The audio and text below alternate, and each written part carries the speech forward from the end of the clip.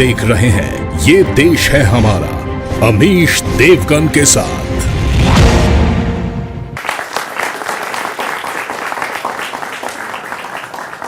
नमस्कार व्यूअर्स, मैं हूं अमीश देवगन। कहते हैं जो अपने इतिहास से नहीं सीखता, इतिहास की गलतियों में सुधार नहीं करता, उसका भूगोल और आने वाला वक्त बदल जाता है। तो क्या भारत के इतिहास में हुई भूल को सुधारने का वक्त आ गया है? मैं सबसे पहले कुछ नाम आपके सामने रखता हूं, खास तौर पर यह नाम हमारी युवा पीढ़ी के लिए है। क्या हमें राजा विजाल्य का नाम याद है? क्या हम इन्हें जानते हैं? क्या हमें समुद्रगुप्त, सम्राट पुष्यमित्र, सम्राट हेमचंद्र, विक्रमादित्य ये नाम याद है? अगर नहीं याद है तो यकीन मानिए इतिहास बताने वाले और समझाने वालों से कहीं ना कहीं एक बड़ी चूक हुई है। ये भारत के शूरवीर थे। हमें औरंगजेब, बाबर, मोहम्मद बिन कासिम, महमूद गजनवी, महमूद मोहम्मद गौरी, नादिर शाह, अहमद शाह अब्दाली, कुतुबुद्दीन ऐबक, ये सब नाम जुबानी याद है। बाबर और औरंगजेब के नाम पर तो कई सड़कें इस देश के अंदर मजारे हैं। तो क्या इतिहास में हमसे बड़ी भूल हुई है? हमें क्रूर मुगलों के नाम याद हैं, लुटेरे सुल्तानों और आक्रांताओं के नाम जुबान पर रट चुके हैं, लेकिन अपने महापुरुषों के नाम हमें खोज खोज कर पढ़ाना पड़ता है, पढ़ना पड़ता है। आखिर ये भूल किसकी है? ये मुद्दा हमारे देश के लिए, हमारे युवाओं के लिए, इस देश की युवा पीढ़ी के लिए बेहद आवश्यक है। क्योंकि सवाल यह भी उठ रहा है कि क्या ज्ञानवापी पर इतिहास में जो हुआ वो भी एक भूल है? और इसी बीच बॉलीवुड के एक बड़े एक्टर अक्षय कुमार की एक फिल्म आई है जिसका नाम है सम्राट पृथ्वीराज, लेकिन कई लोगों को यह फिल्म चुभ गई है। सवाल है कि आखिर एक तरफा इतिहास किसने दिखाया, किसने समझाया? ये वाकई एक भूल थी या एक बड़ी साजिश? आज जनता के बीच, इन देश के युवाओं के बीच एक बड़ा मंथन मैं करने के लिए जा रहा हूं। इस देश में एक बड़ी बहस शुरू करने के लिए मैं जा रहा हूं। इतिहास की भूल अब नहीं होगी कबूल। आज की चर्चा विस्तार से इसी मुद्दे पे होगी, क्योंकि एक फिल्म आई है सम्राट पृथ्वीराज। पृथ्वीराज रासो कितने शूरवीर थे, वो आखिरी हिंदू राजा थे, लेकिन उस दौर में भी जयचंद थे, इस दौर में भी जयचंद है, उस दौर में भी गौरी थे, इस दौर में भी गौरी हैं, उस दौर में भी पृथ्वीराज रसो जैसे शूरवीर थे, इस दौर में भी हैं। लेकिन हमें समझना है क्या सच है, क्या झूठ है। आज इसी पर होगी जनता जनार्दन के बीच, देश के युवाओं के बीच सबसे बड़ी चर्चा। सारी चीज़ों के ऊपर लिखी हुई है जो इन्वेडर्स के ऊपर लिखी हुई है, लेकिन हमारे खुद के महाराजा हैं, राजा हैं, उनके बारे में दो तीन अक्षर लाइनें लिखी हुई हैं।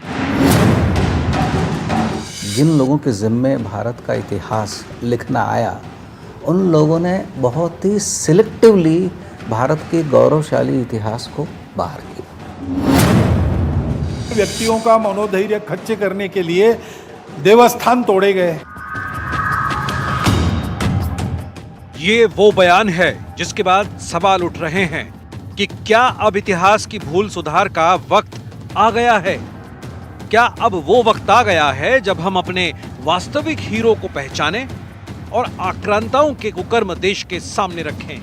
कल्चरल कैपिटल और the spiritual capital of India is Varanasi.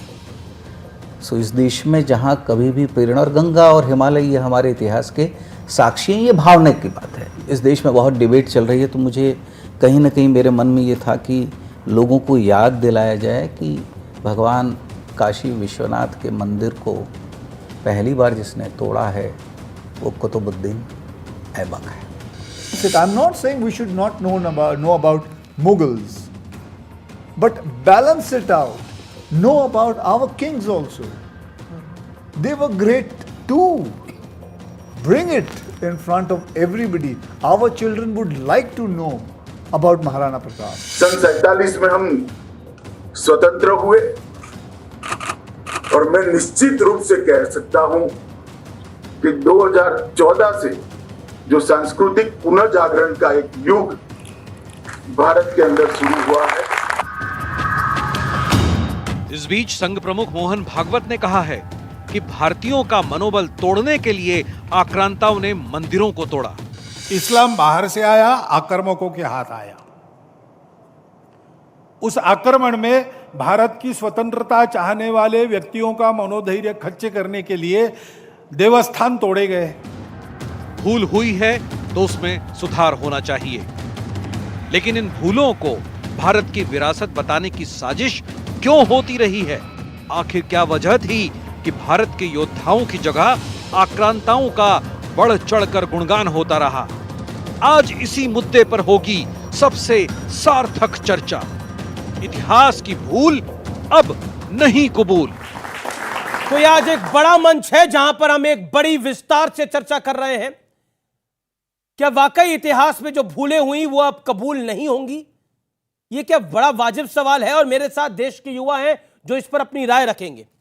और आज हमारा स्टूडियो भी खचाखच भरा हुआ है इस पर अपनी राय देने के लिए। मेरे साथ जुड़ रहे हैं doctor Sudhanshu Trivedi, BJP member of parliament और बीजेपी के प्रवक्ता, इतिहास के बड़े जानकार भी हैं, इनका अभिनंदन है। मेरे साथ इस चर्चा में जुड़ रहे हैं समाजवादी पार्टी के वरिष्ठ नेता प्रवक्ता राजकुमार भाटी जी, उनका अभिनंदन है। मेरे साथ इस चर्चा में जुड़ रही हैं सुबुही खान, उनका अभिनंदन है, एडवोकेट है।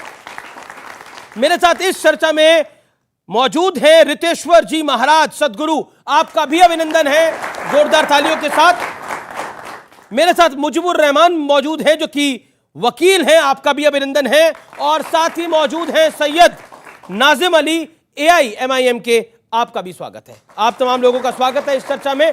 मैं सबसे पहले शुरुआत डॉक्टर सुधांशु त्रिवेदी आपसे करना चाहता हूं। यह चर्चा बड़ी है। अमित शाह देश के गृह मंत्री कहते हैं कि 1947 में तो आजादी मिली, लेकिन 2014 में सांस्कृतिक की आजादी मिली, जो सबसे बड़ी बात है। इसमें देखिए, मैं दो बातें इस पे कहना चाहूंगा। महात्मा गांधी ने 1909 में एक पुस्तक लिखी थी, हिंद स्वराज। उसमें उन्होंने ये लिखा था कि हम स्वतंत्रता की बात करते हैं, हम ब्रिटेन से मुक्ति प्राप्त करने की बात करेंगे और खुद ब्रिटेन की नकल बनना चाहेंगे तो यह स्वराज नहीं होगा। और संयोग की बात आप देखें, स्वतंत्रता के बाद क्या हुआ, इसका मैं प्रमाण देना चाहता हूं। हमारी सरकार 2014 मई में बनी। 18 मई 2014 को लंदन के गार्डियन अखबार ने, जानते क्या लिखा? कि ये 16 मई का दिन भारत में वास्तविक आजादी का दिन माना जाना चाहिए। ये हम नहीं कह रहे हैं, ये ब्रिटेन का अखबार कह रहा है। क्योंकि इसके बाद, आजादी के बाद लंबे समय तक जो सरकारें रहीं, उन्होंने विचार और व्यवस्था दोनों में जो ब्रिटिश कॉलोनियल लीगेसी थी उसको यथावत चालू रखा था। लेकिन सांस्कृतिक पुनर्जागरण कैसे? मैं उसी पे आ रहा हूं, मैं इसी बिंदु पे आ रहा हूं। जी जी जी, जवाब। तो इसका अर्थ क्या हुआ? स्वतंत्रता मिली थी, उसका अर्थ क्या था? स्वतंत्र, अपना तंत्र। उसमें स्व का तत्व नहीं था।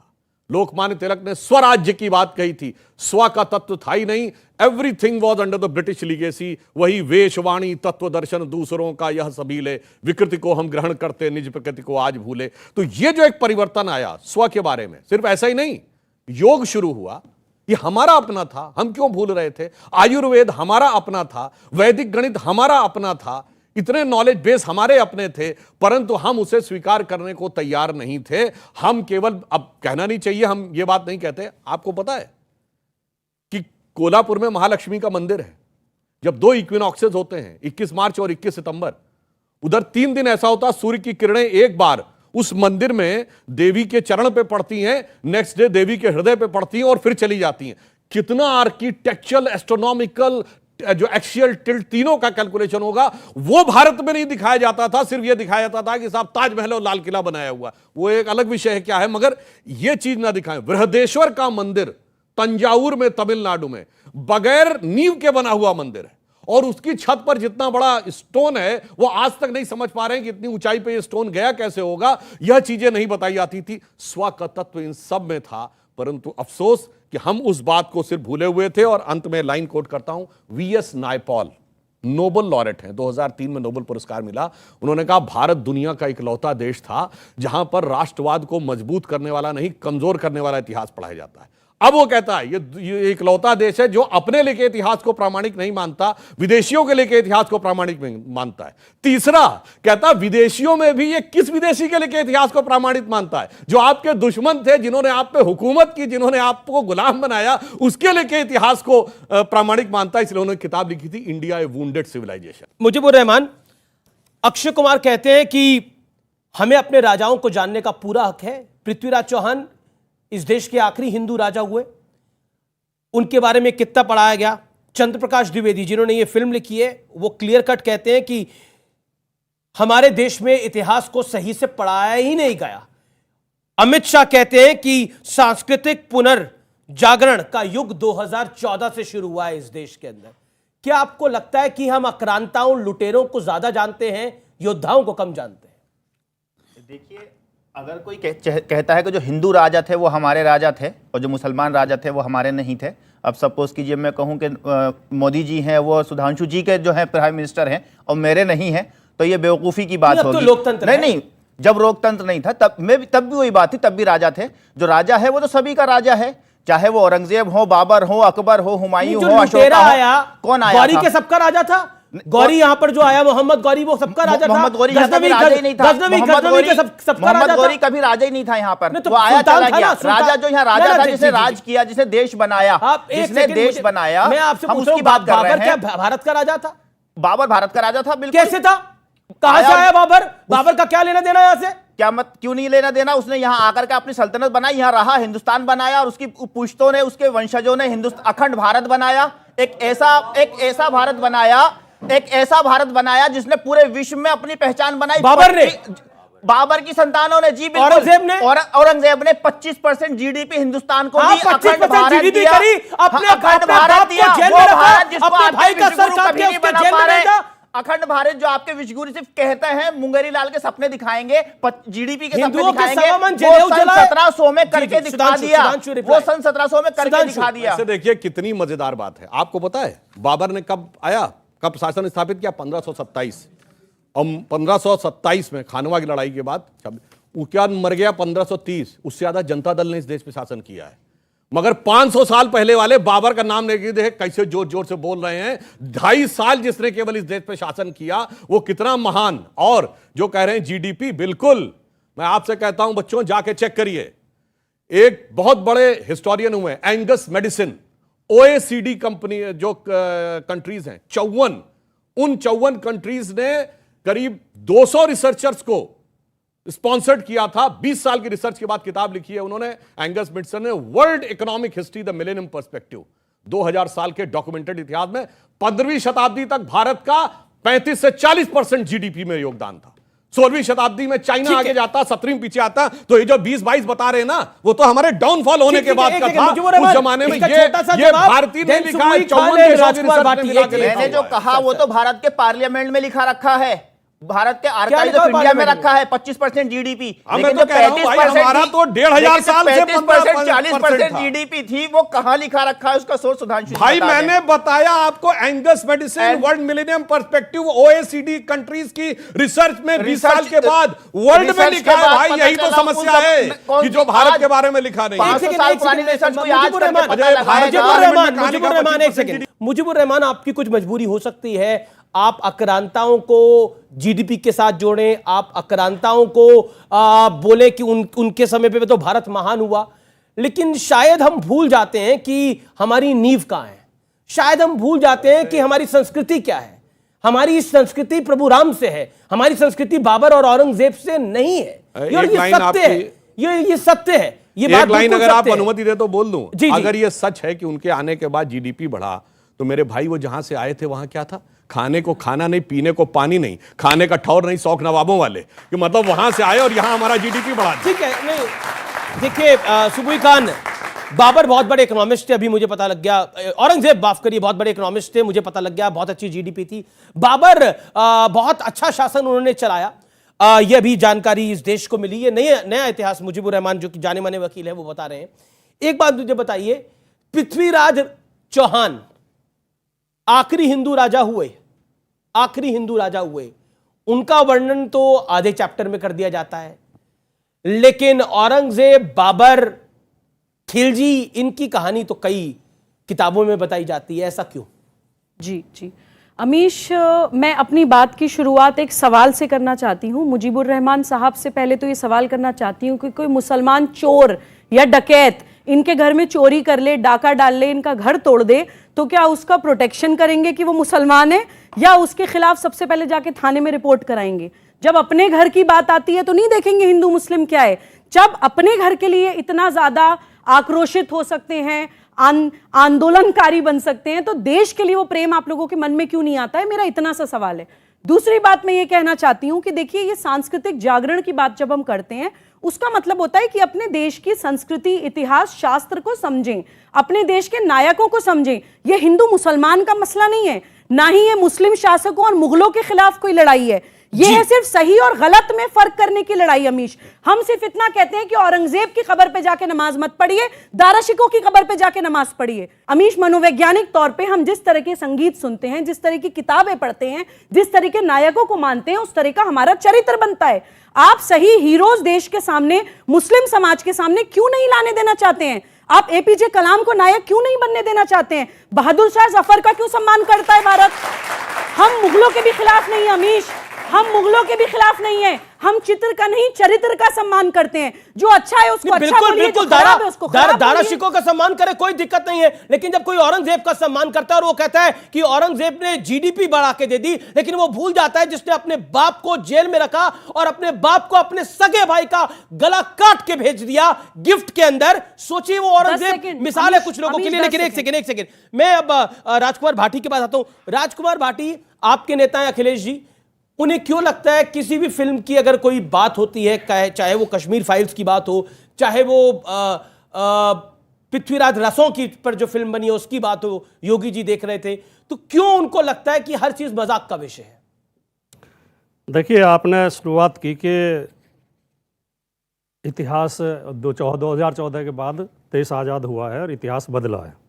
2014 के बाद इतना बदला है कि पहला इतिहास क्लास में पढ़ाया जाता था, कक्षाओं में पढ़ाया जाता था, यूनिवर्सिटी में पढ़ाया जाता था, अब फिल्मों में पढ़ाया जा रहा है। पहले इतिहास इतिहासकार लिखते थे, अब नेता लिख रहे हैं। अब अमित शाह जी लिख रहे हैं, मोदी जी लिख रहे हैं, सुधांशु जी लिख रहे हैं। पहले प्रधानमंत्रियों के इंटरव्यू पत्रकार किया करते थे, अब कौन करते हैं? प्रसून जोशी करते हैं, अक्षय कुमार करते हैं। जो फिल्मों के हीरो हैं और जो कवि हैं वो जाके इंटरव्यू करते हैं। धर्म की रक्षा करने की जिम्मेदारी आप जैसे गुरुओं की थी, साधुओं की थी, संतों की थी, महात्माओं की थी। अब जो गली के टपोरी हैं उन्होंने धर्म की रक्षा का झंडा उठा रखा है। तो देश में इतना बदला है। और हम इसलिए कहना चाहते हैं अमीश जी, कोई अनपढ़ आदमी ये कह सकता है कि पृथ्वीराज चौहान अंतिम हिंदू राजा थे, तो फिर इसका मतलब राणा सांगा हिंदू राजा नहीं थे, महाराणा प्रताप हिंदू राजा नहीं थे, शिवाजी हिंदू राजा नहीं थे, झांसी की रानी हिंदू नहीं थी। पृथ्वीराज चौहान के बाद तो हजारों हिंदू राजा हुए हैं। 1857 तक दिल्ली सल्तनत जिसको कहा जाता है, दिल्ली की गद्दी जो कहा जाता है, उसमें आखिरी हिंदू राजा पृथ्वीराज चौहान ही हुए। मोहम्मद गौरी ने भारत पर शासन नहीं किया था, भूल जाते हैं हम। ये इस तरह के तर्क केवल वही लोग दे सकते हैं जिन्होंने आरएसएस की छोटी छोटी किताबें पढ़ी हैं, जिन्होंने असली इतिहास पढ़ा है। वो ये जानते हैं। एक बात और उठ रही है आजकल बड़ी तेजी के साथ, मुगलों को बहुत पढ़ाया गया है किताबों में, हमारे हिंदुओं को कोई कुछ नहीं पढ़ाया गया। भैया, कोई पढ़ा लिखा आदमी बताया क्या हिंदुओं को नहीं पढ़ाया गया? कौन से विषय में नहीं पढ़ाया गया? इतिहास में नहीं पढ़ाया गया, साहित्य में नहीं पढ़ाया गया, तो भूगोल में नहीं पढ़ाया गया। औरंगजेब के साथ है। अरे हमने तो किसके साथ है? देखिए, सुनिए, अभी प्रमाणित करते हैं कि क्या पढ़ाया गया। साहब, बड़े अदब से पूछता हूं। सुनिए, मेरी बात पूरी नहीं हुई, मैंने आपके बीच में नहीं। अच्छा, बोलिए। हमने भी थोड़ा बहुत पढ़ा है, ठीक। हम कोई बिना पढ़े लिखे तो आगे नहीं है। हमारे पास भी पोस्ट ग्रेजुएट डिग्री है। हमें तो किताबों में महाराणा प्रताप भी पढ़ाया गया, रणबीच चौकड़ी भर भर कर चेतक बन गया निराला था, महाराणा प्रताप के घोड़े से पड़ गया हवा का पाला था, जो तनिक भगवा से बाघ हिली लेकर सवार उड़ जाता था, राणा की पुतली फिरी नहीं तब तक चेतक मुड़ जाता था। हमने तो ये पढ़ा है। हमें तो शिवाजी भी पढ़ाए गए हैं, हमें तो पृथ्वीराज चौहान भी पढ़ाए गए हैं, हमें तो झांसी की रानी बुंदेले हर बोलों के मुंह हमने सुनी कहानी थी, खूब लड़ी मर्दानी वो तो झांसी वाली रानी थी। कौन कहता नहीं पढ़ाया गया? अच्छा, अब देश को मूर्ख बनाने की बात चल रही है अपने तरीके से। आपको लग रहा है कि देश मूर्ख बन रहा है? देश मूर्ख बन रहा है आपको लग रहा है? लेकिन अभी आपने उत्तर प्रदेश में समझाने की कोशिश करी थी। एक सेकंड, सुधांशु, मुझे 30 सेकंड दीजिए। आपने बोला देश मूर्ख बन रहा है, ये सब लोग मूर्ख बन रहे हैं। अभी बिल्कुल, मतलब ये लोग मूर्ख बनाने की कोशिश है। एक सेकंड, आपने समझाने की कोशिश करी थी 2 महीने पहले चुनाव के अंदर, कोई नहीं समझा। आपकी कितनी सीटें आई, बीजेपी की कितनी सीटें आई, वो भी सबके हाथ में है। बिल्कुल अजीब बात है, यही यही सही बात है, यही सही बात है। लिखने का हक हाँ उसे है, बिल्कुल, जो चुनाव जीत गया। ओके, मैं सुधांशु राजकुमार त्रिवेदी। जी से कहता हूं, जितने बच्चे यहां बैठे हैं इंक्लूड और जितने वयस्क लोग बैठे हैं, राजकुमार जी, हम सब ने पढ़ा है औरंगजेब का बाप कौन, सबको पता है ना, शाहजहां। शाहजहां का बाप कौन, जहांगीर। ये पृथ्वीराज चौहान का बाप कौन, बता दीजिए। इतिहास में पढ़ा है। चलिए छोड़ दीजिए, अब और सुनिए, अब इतना नहीं, भगवान राम सुनिए। अरे भाई एक मिनट। पृथ्वीराज चौहान के पिता सोमेश्वर थे। आप देखिए, उनके इतनी देर में नाना अनंतपाल तोमर थे। हाँ। क्यों नहीं पता है? आप देखिए, उनकी लड़ाई जयचंद चलिए से अभी हुई और थी। अभी और उन्होंने सुनिए। संयोगता का अपहरण अच्छा करा चलिए, था। मैंने पृथ्वीराज रासो भी पढ़ी है। अरे भाई चंद आपने बताइए पढ़ी है, कि पृथ्वीराज रासो रासो भी पढ़ी है। चैप्टर में नहीं थी, क्या बात कर रहे हो? सिलेबस में पृथ्वीराज रसो अलग किताब है, अलग किताब है, टेक्स्ट बुक की वो तो किताब में हमने भी नहीं बहुत है। पढ़ी। अब पृथ्वीराज सुनिए, रसो अलग किताब अब है। एक चीज और, जी, एक जी। चीज और। अच्छा, भगवान राम के अब तो वो पिता सच थे है जो आप दशरथ दोनों जी। के हैं। अच्छा अब तो सुनिए, पृथ्वीराज रासो भी गलत अरे है, भाई, अब तो चंद्रप्रताप भी बिल्कुल गलत नहीं है, है। अब तो इतिहास भी अब गलत आप बोले, है, अब आप तो बोलेंगे, वर्तमान भी गलत है। अब आप बोलेंगे, जो अमीर जी के हैं, जो सुधांशु जी के अलग है, हैं, वो अलग सही है। है। पृथ्वीराज रसो अलग हाँ, किताब है, वही, वो जो एनसीईआरटी अमीर की कहते किताब में हैं, वो शामिल सही नहीं है। एक सेकंड, अब सुधांशु त्रिवेदी आप अपनी बात को देखिए, रखिए। भगवान Then- राम के पिताजी दशरथ थे, दशरथ जी के पिताजी अरे मैं ये क्विज है कोई? देखा ये नहीं प्रतियोगिता पढ़ा है है। देखो, औरंगजेब के है बाप भाई। शाहजहां, शाहजहां का बाप जहांगीर, जहांगीर का बाप हुमायूं, हुमायूं का बाप बाबर, सब पता है। यही तो प्रॉब्लम है, नहीं पढ़ाया गया है। इसीलिए मैंने कहा, इसलिए आप आ जाकर पॉलिटिकल मोदी बहस जी के चाहिए। पिताजी अच्छा का नाम सुनिए, बता दो। चलिए छोड़िए, मोदी मैं जी के बता- पिताजी का दामोदर नाम क्या? दास मोदी, अडवाणी जी के अब पिताजी का लीजिए, नाम क्या? अब दूसरी बात मैं कह अडवाणी रहा जी हूं। के पिताजी का अरे नाम सुनिए बताओ। भाई, देखिए, क्या बात- चलो सब छोड़ ये दो, कोई बात इतिहास है? छोड़ो, इतिहास छोड़िए। ये कोई 2016 में आगरा में मुगल म्यूजियम किसने बनवाया? सुधांशु त्रिवेदी ने। भैया अखिलेश यादव ने। काहे बनवाया? मुगलों को क्यों याद किया 2016 में? यही बात तो प्रॉब्लम है। तभी तो हम कहना चाहते, आपको मुगलों से क्यों इस बात की इतनी वो थी कि आगरा में 2016 में भारत के सबसे युवा नेताओं में से एक, विलायत पलट यानी विदेश से पढ़ के आए हुए, इंजीनियरिंग पढ़े हुए, नए पढ़े लिखे युवा ने मुगलों का नाम का म्यूजियम बनाया, और फिर हमसे कहते हैं कि हम जो है इतिहास को बदलने का प्रयास कर रहे हैं। जी, इस अब देश में पूरा इतिहास में मुगलों को इतना महिमामंडित नहीं किया गया जितना इन 8-7 साल में बीजेपी ने कर दिया। मुगल मुगल मुगल मुगल, मुझे सोते समझ मुगल, नहीं आ रहा जाते मुगल, किसने खाते गोली मुगल, चलवाई पीते थी मुगल, कारसेवकों जितना पर, मुगल मुगल आप राम चिल्ला रहे हो, मंदिर उतना के उन्हें हाईलाइट कर रहे कारसेवकों हो पर आप। किसने गोली चलाई थी? किसकी मस्जिद बचाने के लिए गोली वो चलाई गई थी? ये उत्तर सवाल तो प्रदेश आएगा। की पुलिस ये ने सवाल चलाई तो थी। आएगा। कौन अजय बाबर जी, के साथ है, कौन औरंगजेब के उत्तर साथ है? प्रदेश की मैं पुलिस सवाल- ने चलाई सवाल- थी, भारत जी, के संविधान जी, को जी, बचाने के लिए जी, चलाई जी, थी। जी। रितेश्वर जी महाराज, मैं आपके पास आता हूं, माफी चाहता हूं आपसे, मैं आपके पास थोड़ा लेट आ रहा हूं। मोहन भागवत जो आरएसएस चीफ हैं, वो कहते हैं कि इस्लाम बाहर से आया, आक्रांताओं के हाथों आया। उस आक्रमण में भारत की स्वतंत्रता चाहने वाले व्यक्तियों का मनोबल तोड़ने के लिए देवस्थान तोड़े गए, हजारों है ये मामला ऐसे मामले उठते। वेलकम बैक, आप देख रहे हैं वीकेंड का सबसे भरोसेमंद कार्यक्रम ये देश है हमारा। पुरानी कहावत है महाराज जी, आपको पता होगा कि दो नाव में पैर रखने वाले का हाल क्या होता है, उसको सरयू में डूबना ही होता है आखिर के अंदर जाकर, उसको तो कोई नहीं बचा सकता। मैं आपसे जानना चाहता हूं अमीश जी, एक बात सुनो, आप देखो, पहले तो ये क्लियर कर लो, यहाँ बच्चे सब बैठे हैं, ये ज़्यादा इतिहासकारों के नाम जानते हैं कि अमिताभ बच्चन शाहरुख खान को ज़्यादा जानते हैं, आलिया भट्ट को जानते हैं? फिल्म हमारे समाज का दर्पण है, और बॉलीवुड ने 70 सालों में जो किया है भारत के नौजवानों के साथ, आप उम्मीद नहीं कर सकते कि यहाँ की संस्कृति का विनाश बॉलीवुड की समस्त नहीं 90% संस्कृति उन्होंने नाश की है। अब ये कहते हैं कि बॉलीवुड में पढ़ाई जा रही है, इनसे पूछो इनको ज्यादा इतिहास याद है या इनको ज्यादा गाने याद हैं, इनको ज्यादा हीरो याद हैं? अरे फिल्म समाज का दर्पण है, समाज का दर्पण होता है। अगर आज वहां पृथ्वीराज चौहान और हमारे वीर पुरुषों का पिक्चर आ रहा है तो इनको दर्द क्यों हो रहा है, इनको तकलीफ क्यों हो रही है? मुगले आजम में तो इनको दर्द नहीं हो रहा था, जहां हम पनाह करते समय बड़ा अच्छा लगता था इनको। आज पृथ्वीराज चौहान आ रहा है, अब फिल्म बताएगा, अब एक्टर बताएंगे, उस समय फिल्म बताएगा जहां पनाह मुगले आजम। आप यही सब देखना चाहते हैं भारतवर्ष में, यही सब करना चाहते हैं? यहां पर होना चाहिए भारत है, राम और कृष्ण यहाँ की आत्मा है, यहाँ उनकी बात होनी चाहिए। एक बात बताऊं आपको, जो स्वामी जी ने बोला, एक इंटरेस्टिंग बात फिल्मों में, ये मुगले आजम का सबसे फेमस गाना था ना, जब प्यार किया तो डरना क्या, जब वो शुरू होता उससे पहले स्टेप बाय स्टेप जब सब आते हैं ना, जोधाबाई, सलीम, और जब ये आते हैं अकबर, तो क्या कहा जाता है? सजदे में निगाह रहे तमाम होश खिरत नजर बादशाह रहे। अरे बादशाह को सजदा करते थे। जब हम कहते वंदे मातरम, कहते हम सजदा नहीं करेंगे क्योंकि हम तो अल्लाह के अलावा सजदा नहीं। ठीक है, ठीक है, एक सेकंड देखिए, वो अभी तक बोले नहीं है। नाजिम अली साहब, आपके पास में आता हूं।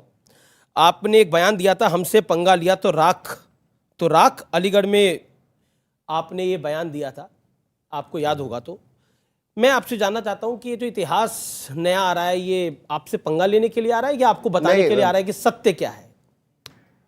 जैसा आपने कहा कि इतिहास नहीं पढ़ाया गया, हकीकत है इतिहास नहीं पढ़ाया गया। इतिहास पढ़ाया जाना चाहिए था, वर्ण व्यवस्था पढ़ाई जानी चाहिए थी कि क्या हुआ था, पढ़ाना चाहिए था कि राम राज्य में शूद्र संबुक को कैसे मारा गया था। ये बहुत ज़रूरी था, पढ़ाना चाहिए था, लेकिन नहीं पढ़ाया गया। अफसोस है इस बात का। और पढ़ाया ये भी नहीं गया कि औरंगजेब ने मंदिर भी बनवाया मंदिर, आज भी है, भारत में है, नहीं पढ़ाया गया। लेकिन हाँ, मुगल बाहर से आए थे, आर्यंस बाहर से नहीं आए थे, आर्यंस यहीं की पैदावार है। ये झूठ पढ़ाइए, ये बहुत जरूरी है कि नहीं आर्यंस बाहर। ये अंग्रेज के अलावा किसी ने लिखा हो तो बताइए। आप अंग्रेज, आर्यन शब्द कहां से आया? जो अंग्रेजों अरे भाई, अंग्रेज ने तो जो सारा रॉयल झूठ। सीक्रेट अच्छा, सर्विस किस ईयर में आई आर्यन? जो अंग्रेजों के यहाँ मुखबिरी किया करता था, मुझे जो अंग्रेजों के यहाँ मुखबिरी किया करते थे, मुझे आपके बीच में नहीं बोला, आप खामोश रहिए। पहले अरे भाई, आप तो फर्जी बात, अंग्रेजों का फर्जी पहले बात सुनिए। यहाँ पे नहीं, आपके स्क्रीन पे चल रहा है कि मंदिर तोड़ने वाले, आप ये कहिए कि आप ये बताइए औरंगजेब ने मंदिर आप नहीं बताएंगे मुझे क्या कहना है? नहीं, मंदिर तोड़ने वाले जो थे, या नहीं उनको बनवाए, अक्रांताओं को मैं अक्रांता ही हिम्मत करिए कहूंगा। आप, आज हिम्मत करिए कि मंदिर बनवाए नहीं बनवाए। सर, हिम्मत है तो यहाँ खड़े हैं, अगर हिम्मत नहीं होती तो कहीं और तो यही खड़े। हिम्मत है तो यहाँ खड़े हैं। हिम्मत है और हमारा इतिहास, मैं बार बार कहता हूँ इस देश के नौजवानों को, हमारा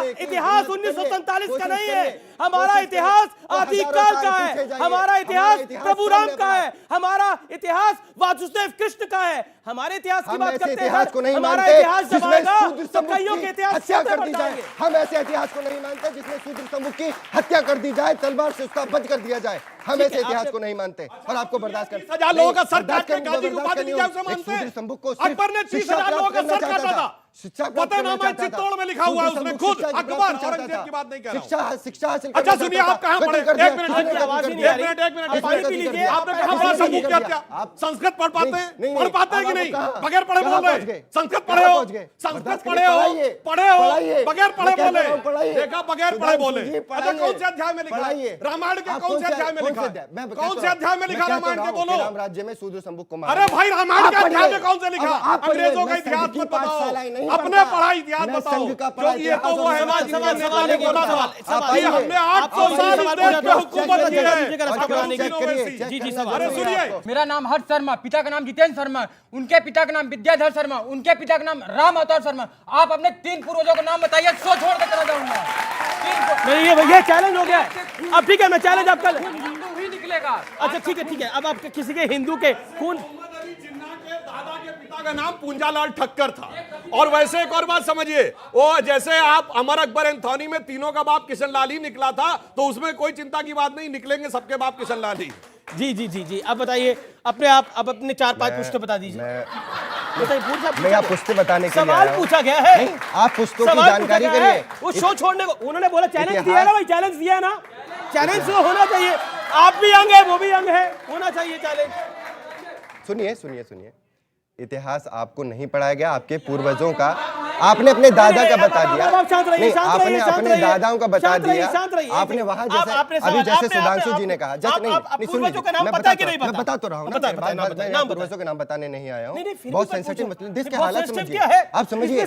मैं यहाँ नहीं, आपको नहीं मालूम, आपने अभी कहा, मेरा नाम अमीश देवगन, मेरे पिताजी का नाम चमनलाल देवगन, पूर्वजों का नाम सेंसिटिव क्यों है? आपके नेता बोल चुके हैं कि 4 मीनार किसके बाप ने बनवाया, लाल किला किसके बाप ने बनवाया, तो आपके बाप कौन है? आप खुद स्वीकार कर चुके हैं, बात ही खत्म। हजारों साल पे जाइए। देखिए, ये बोल्ड कर दिया, इस युवक ने बोल्ड कर दिया, इस युवक ने आपको अपने एक सवाल में बोल्ड कर दिया। नहीं, मैं बिल्कुल नहीं। राम को मानता है, आप एक पूर्वज का नाम बताइए, वो खून हमारे हिंदुओं का निकलेगा। ठीक है, अब इतना, अब अपनी बात को आपने रख दिया। अब सारा खून हिंदुओं का ही निकलेगा। सारा जो लड़ाई और बहस हो रही है, मुझे सिर्फ आप एक बात का जवाब दे दीजिए, मुगल कहाँ से आए थे?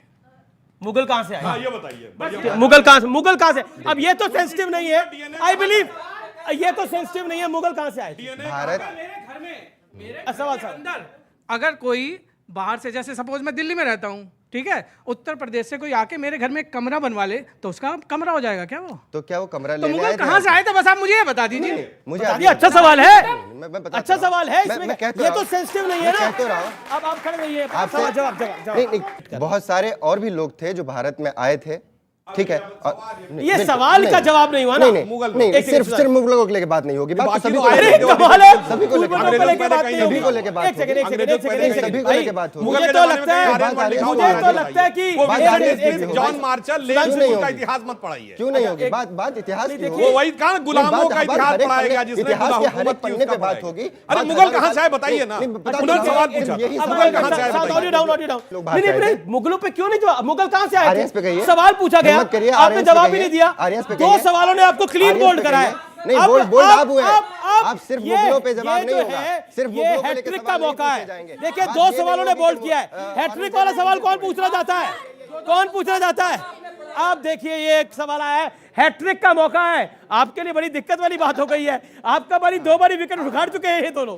अब मैडम आप पूछिए सवाल। सर मैं जैन हूँ, आई थिंक इंडिया में ही है वो मंदिर जब शाहजहां और औरंगजेब ने वो मंदिरों के चेहरे, जैन मंदिरों के चेहरे डिस्ट्रॉय कर दिए गए थे। वो मंदिर आज भी मौजूद है। तो मैं सिर्फ ये पूछना चाहती हूँ कौन सा ऐसा मंदिर था जो मुगलों ने बनाया था? हाँ, ये मैंने भी कहा था ना, ये इतिहास पढ़ाने की जरूरत है, आप इसकी जानकारी करिए। नहीं, बालाजी मंदिर है, बालाजी मंदिर है, बालाजी मंदिर है, आपका पढ़ने की जरूरत है। बालाजी मंदिर है, वही तो कह रहा हूँ, ठीक है। बालाजी मंदिर है। अरे भाई साहब बालाजी मंदिर औरंगजेब बनवाए, उज्जैन में मंदिर बनवाए। आप यही तो कह रहे हैं। आप उनसे सलाह कर रहे हैं, मैं उन्हीं से पूछ लेता हूं। मुजीब भाई भी कह रहे हैं कहां फंसा दिया, किसके साथ? मुझीब भाई भी परेशान है, आप उनसे बार बार पूछ रहे हैं 2-3 मंदिर बता दो, 2-3 मंदिर बता दो। मैंने किसी से नहीं पूछा। जी। ये कहा जाएगा देखिए, और मुलायम सिंह ने कहा था हम बाबरी मस्जिद बनवाएंगे, तो कहा जाएगा बाबरी मस्जिद उन्होंने बनवाई थी इसी टैक्स के आधार पर। भाई फ्लोर ऑफ द हाउस पे तो doctor floor of the house पे भारत की संसद में दिया गया बयान है। सुधांशु जी, मैं कहूंगा आपकी सरकार चल रही है और जिस आपको दारा शिकोह की आप तारीफ कर रहे हैं वो भी मुगल था, और मैं कहूंगा कि आप भारत रत्न दे उनको, आप भारत रत्न दे। हम आगे बढ़ेंगे, भारत जो खर्चा होगा वो हम इकट्ठा करके देंगे। भारत होता है? अरे भाई आपको माला पिलाएंगे, सुनिए, रेड कारपेट लगाएंगे। आप ऑडियंस गरिमा बना के रखिए। आप भारत रत्न दे, अब्दुल हमीद को भारत रत्न दे, अबुल कलाम आजाद को भारत रत्न दे, आप मंदिर वाले एपीजे अब्दुल कलाम को भारत रत्न दे। उनको तो मिल चुका है भाई, मिल चुका, बहुत बड़ी बात है। बाकी जो रह गए उनको दिलवा दीजिए। भाई देखिए इनका ज्ञान अपरंपार है, इनको पता नहीं भाई वीर अब्दुल हमीद मिलिट्री के थे, तो उनको सबसे बड़ा जो मिलिट्री अवार्ड होता है परमवीर चक्र मिल चुका है। ठीक है, सिविलियन अवार्ड सिविलियन को मिलता है, मिलिट्री अवार्ड मिलिट्री के व्यक्ति को मिलता है। राजकुमार भाटी जी, जो ज्ञानवापी का पूरा विवाद चल रहा है उसको लेकर शिवलिंग, वहां पर हिंदू पक्ष कह रहा है कि शिवलिंग है, कोर्ट में ये मैटर है। आपको लगता है भी हाल ही में अक्षय कुमार ने एक इंटरव्यू दिया, उन्होंने बोला कि मुझे तो ये शिवलिंग जैसा ही प्रतीत होता है। और क्या आपको लगता है कि अगर वो विषय है तो पॉलिटिकल पार्टीज को उस विषय पर अपनी राय साफ करनी चाहिए? ज्ञानवापी पर आपकी राय क्या है? ये अक्षय कुमार कौन है जिसे आप कोट कर रहे हैं? अक्षय कुमार ने कहा ये नहीं, कोई उन्होंने कहा, मैंने राय दी। कोई विशेषज्ञ हैं, कोई इतिहासकार हैं, कोई महात्मा हैं, कोई ये अक्षय कुमार कैनेडियन हैं, कनाडा की नागरिकता उनके पास, और उन्होंने खुद मीडिया में बोला था देश के हालात ख़राब होंगे, मैं कनाडा जाके बस जाऊँगा, और जब फिल्मों में काम बंद कर दूंगा मैं कनाडा जाके बस जाऊँगा। वो हमारा आदर्श कैसे होगा? केवल इसलिए कि उसके 2-4 ये इस तरह के लोग होते हैं बिजनेसमैन, जिसकी सरकार होगी। ये 2014 से पहले बीजेपी के समर्थक नहीं थे अक्षय कुमार, नहीं, पर न मोदी जी के समर्थक थे। आज हो गया, आज वो इसलिए चहेता हो गया है। कमाल क्यों? यही तो गड़बड़ करते हैं आप लोग। अगर वो पृथ्वीराज चौहान फिल्म बना रहा है तो वो बीजेपी का समर्थक कैसे है? अगर वो शिवलिंग को उसको शिवलिंग दिख रहा है तो वो बीजेपी का समर्थन कैसे है? आप क्यों मान लेते हैं जो शिवलिंग की तरफ है वो आपके विरोध में है? ये ऑटोमेटिकली आप कैसे मान लेते हैं? नहीं, कायदा तो ये कहता है कि मुझे ज्यादा बोलना है तो आप कम बोलो, क्योंकि आपको सवाल पूछना है। मैं तो डबल माइक दे रहा हूं। मेरा केवल कहना इतना है, मैं सारी बातों को कंडम नहीं कर रहा, कुछ बातें बहुत उचित हैं, बहुत सही हैं। आदरणीय गुरुजी महात्मा जी हमारे बीच में, उनकी मैं एक एक बात से सहमत हूं, उन्होंने कुछ भी गलत नहीं कहा। उन्होंने ये भी बात सही कही कि केवल इस आधार पर किसी आतंकवादी या किसी हमलावर के पक्ष में नहीं खड़ा होना चाहिए कि वो हमारे धर्म का है, पॉइंट। लेकिन यही बात हम पे भी लागू होनी चाहिए। सुधांशु, आपकी तरफ के हैं अक्षय कुमार? अब देखिए, यही तो बड़ी विचित्र सी बात है। ये जो डिवीजन करने का प्रयास किया जाता है कि अगर किसी ने राष्ट्रवाद की बात कह दी, पृथ्वीराज चौहान की बात कह दी, तो हमारी तरफ के हो गए। देखिए, समस्या जानते क्या है? मैं आपको बताता हूं, जैसे अभी महाराज जी स्वयं वृंदावन के हैं, मैं आपको एक पंक्ति बोलता हूं, आप बताइएगा ये किसने लिखी है, हिंदू ने कि मुसलमान ने लिखी? शेष गणेश सुरेश महेश सुरेश रसखान जाहि की निरंतर पंक्ति गावे जानते हैं? रसखान और ने लिखा- जाहि अनादि अनंत अखंड अछेद अभेद सुवेद बतावे। और देखिए अनंत अखंड वेद की बात करे। और ताहि अहीर की छो हरियां छचिया बर छाछ पे नाच नचावे। ये कौन लिख रहा? सैयद इब्राहिम रसखान, जिनके बारे में माना जाता काबुल में पैदा हुए, वृंदावन में आके उन्होंने प्राण त्यागे, मगर उससे कभी किसी सेकुलरिज्म के सूरमा को उनके घर जाते हुए जोड़ते हुए देखा हो तो बताइए। सबसे बड़े मुस्लिम कृष्ण भक्त कवियों में एक हुए आलम शेख, जिनके लिए कहा गया नव रसमय मूरत सदा जिन बरने नंद लाल, आलम आलम बस कियो दय निज कविता जाल। कभी कोई नहीं जाता आलम शेख के घर पे। मगर और एक और बात कह दूं, जब औरंगजेब की बात आती है, चलो छोड़ो भाई हिंदुओं के साथ क्या किया छोड़ो, अपने साथ क्या किया। जब वो जेल में शाहजहां था तो शाहजहां ने उसको लिख के भेजा, भाई जेल में मैं अकेला रहता हूं, कुछ बच्चों को भेज दो, उनको कुरान ही पढ़ा दूं। तो जानते उसने क्या लिख के भेजा? बादशाहत चली गई, अभी बादशाही करने का वो नहीं गया जज्बा, और तो नहीं भेजे। फिर जानते क्या था? उसको अनाज और पानी भी लिमिटेड मिलता था। जब शाहजहां ने कहा कि पानी ज्यादा भेज दो तो औरंगजेब ने मना कर दिया। तो जानते उसने फारसी में कविता लिखी। कविता में उसने लिखा, अरे तुम जिंदा बाप को पानी नहीं दे रहे, तुमसे अच्छे तो हिंदू हैं जो पितृपक्ष में मरे हुए पूर्वजों को भी पानी देते। ये शाहजहां ने कहा है फारसी में। और उसके बावजूद उस औरंगजेब के लिए लड़ना। मेरे भाई घर में तुम क्या चाहते हो, अपने लिए कौन सा आदर्श बनाना चाहते हो, देख लो। क्या आप चाहते हैं कि, मैं माफ करिए मैं कभी नहीं ये सवाल पूछता, लेकिन क्या आप चाहते हैं कि आपके घर में औरंगजेब जैसा आदर्श बने? चाहते हैं? कभी नहीं चाहेंगे? सवाल है मेरा। देखिए पहली बात यह है कि औरंगजेब के बहुत सारे, अगर इनको इन्होंने जो भी कहा, क्या तथ्य है, क्या पीछे उसके इतिहास है, ये सिर्फ इनका अपना जो है बनाया हुआ सुधांशु जी की थ्योरी है। शाहजहां ने लिखा है, इसमें कोई थ्योरी है? उसने अपने भाई का गला काटा था, ये तो अशोक ने भी काटे थे अपने भाई के गले, बिंबिसारा ने अपने बाप का गला काटा था, अजातशत्रु ने अपने बाप को कैद किया था, वो सब है। ये राजा आप औरंगजेब की बड़ी तारीफ करे थे। आप चाहते हैं आपके इंशाल्लाह एक बात बताइए, एक बताइए ना, आप चाहते हैं कि आपके घर परिवार में औरंगजेब जैसा आदर्श हो? जानते हैं, चाहते हैं? मेरे सवाल का जवाब दीजिए, हाँ या ना में जवाब है। बस मैं दे रहा हूं। उसके चार बुरे कामों को मान लीजिए, आपको जो लगता है पीछे कर दे, उसके अच्छे कामों को अगर देश के मोदी जी अपना आइडियल मान ले तो देश बहुत आगे चला जाए। कि मोदी जी औरंगजेब को आइडियल मान ले। जी मैं पूरी जिम्मेदारी के साथ ये बोलना चाहती हूँ कि ये कोई नहीं कह रहा है कि हिंदू हमेशा सही करता है और मुसलमान हमेशा गलत करता है, ये कोई नहीं, लेकिन भारत में अगर कोई गलत करता है तो उसको रावण बना के जलाया जाता है मेरे भाई, उसको पूजा नहीं जाता है, उसको बलि नहीं बोला जाता है। सिर्फ इस पर आपसे बात करी जा रही है जो आप मानने को तैयार नहीं है। अमीश में एक बात इन्होंने, और यहाँ पे सारे युवा बच्चे बैठे, इन्होंने भड़काने की बात करी, मैं क्लियर करना चाहती हूँ। मेरे गुरुदेव माननीय के.एन. गोविंदाचार्य जी ने मुझे एक सूत्र दिया है जो मैं आप युवाओं को देना चाहती हूँ कि भारत को सिर्फ संप्रदाय में नहीं बांटा जाता है, भाषा, जाति, क्षेत्र और संप्रदाय, आर्यन द्रविड़ थ्योरी कुछ नहीं है, देश को क्षेत्रवाद में बांटने की कोशिश है। आप चाहते हैं कि आपके घर में औरंगजेब की तरह व्यक्ति हो? चाहते हैं आप? हाँ, बिल्कुल, मैं अभी बताऊंगा इस पे पूरी राय। पूरे बताओगे? हाँ या ना बताइए। आप बोल लीजिए। आप बोलिए। नहीं, या मुझे अपना पक्ष रखने दीजिए, आप बोलिए। बोलिए। ठीक है। ऑडियंस मुझे अच्छे से, मैं ऑडियंस को समझ पा रहा हूँ बहुत अच्छे से, बहुत सारी चीज़ें समझ पा रहा हूँ। इसलिए बेहतर है कि आपने ये सवाल मुझसे किया और मैं इस पर जवाब देता हूँ कि औरंगजेब को मैं गलत नहीं ठहराता हूँ। वो बड़े ऐलानिया इस बात को आपके चैनल पे खुल के कह रहा हूँ कि आप चाहते हैं आपके घर में भी औरंगजेब ने भारत में एक हो, देश की जीडीपी कहाँ पहुँच गई है? भारत में हो बर्दाश्त, भारत में अब औरंगजेब होना चाहिए, भारत में हो। जी भारत में हो। अर्थव्यवस्था अच्छी करने के लिए औरंगजेब को भी बाप मानने को तैयार है, बहु बेटियों का मांस, रेप, मर्डर, स्लॉटर करवाने को तैयार है, धर्मांतरण के लिए तैयार है, बाप को जेल डालने को तैयार है, भाई का गला काटने को तैयार है, गुरुओं को और आप गला कटवाने को तैयार हैं, गुरुओं का गला काटने को तैयार है, पैसे के लिए करते हैं आप लोग। ये रोजगार नहीं है, आप पैसों के लिए कर रहे हैं, आप लफाजी कर रहे हैं, आप रोजगार की बात कर रहे हैं। आज इन देश के ये जो भविष्य है, देश का भविष्य है। मैं एक ऑडियंस के सवाल, बड़े सारे सवाल आ रहे हैं, आपने सवाल लिया, आप क्या सवाल? वैसे जीडीपी पे एक फैक्ट बता दूं। जी। औरंगजेब के समय में सबसे ज्यादा जीडीपी में कंट्रीब्यूशन जिस राज्य का था वो जगह थी सूरत, और वो पूरे दौरे हुकूमत औरंगजेब के छत्रपति शिवाजी के कंट्रोल में रहा है।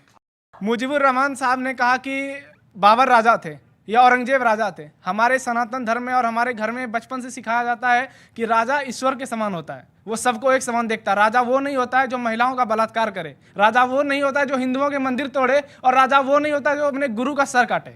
और दूसरी बात भाटी जी, आपसे पूछा गया था भगवान राम के बारे में, तो मैं बताता हूँ, दशरथ के पिताजी का नाम अज था, उनके पिताजी का नाम रघु था, उनके पिताजी का नाम दिलीप था, उनके पिताजी का नाम भरत था, और उनके पिताजी का नाम शांतनु था, और उनके पिताजी का नाम इक्ष्वाकु था, जिनके नाम पे इक्ष्वाकु वंश है। राजकुमार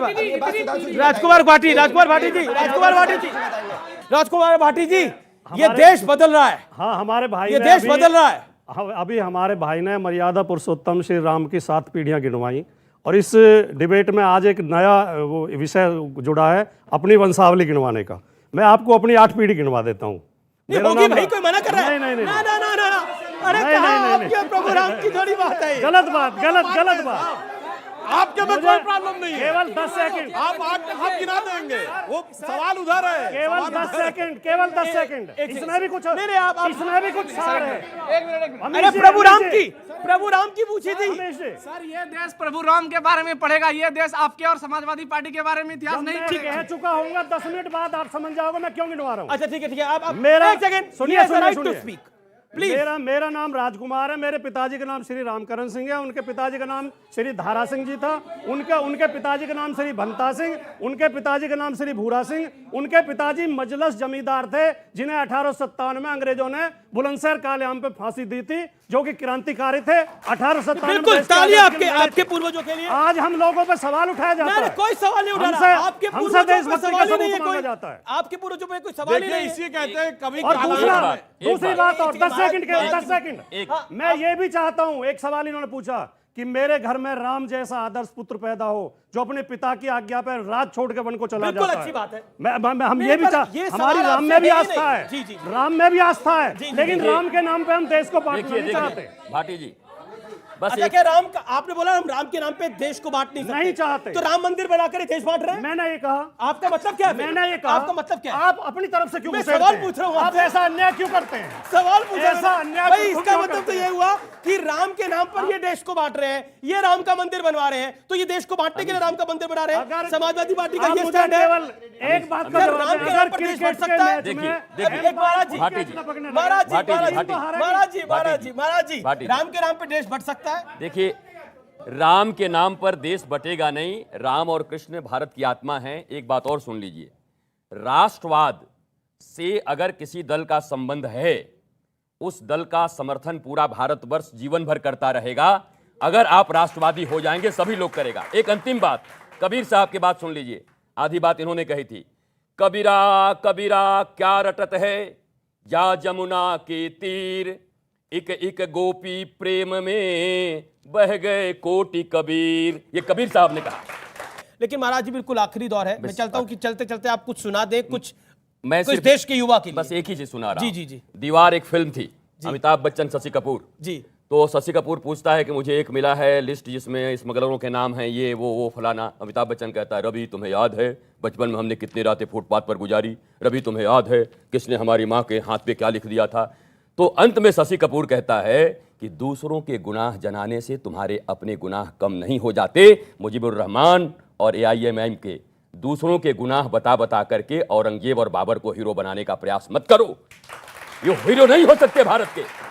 आप बताओ, जो गुनाहगार है वो गुनाहगार है, जिसने हत्याएं की वो हत्याएं किया। ठीक है, आतंकवादी होता है। चीखने से बहुत शुक्रिया। जी सुधांशु, लास्ट वर्ड। अंत में आपने आज सारी की सारी इतिहास के ऊपर बात कही, तो इतिहास बताएं क्या पढ़ी है? जो रामचरितमानस के अंतिम छंद में लिखा है, कहत परम पुनीत इतिहासा, श्रवण ही करत सकल भ्रमनासा। बस वो इतिहास पढ़िए, और जो बाकी इतिहास है उसके लिए कहता हूं, हटा दो ये इतिहास झूठे तुम्हारे, यहां जर्रे जर्रे पे सच है लिखा रे। जो कोई किताबें न बानी कहेगी, तो ये माटी सभी की कहानी कहेगी। बहुत बहुत शुक्रिया इस चर्चा में आने के लिए। आप युवाओं का बहुत बहुत शुक्रिया। फॉर द वंडरफुल ऑडियंस, आपका बहुत बहुत शुक्रिया। फिलहाल इस चर्चा को यही समाप्त करते हैं। लेकिन पृथ्वीराज रसों वीर थे और मजबूत थे। नमस्कार।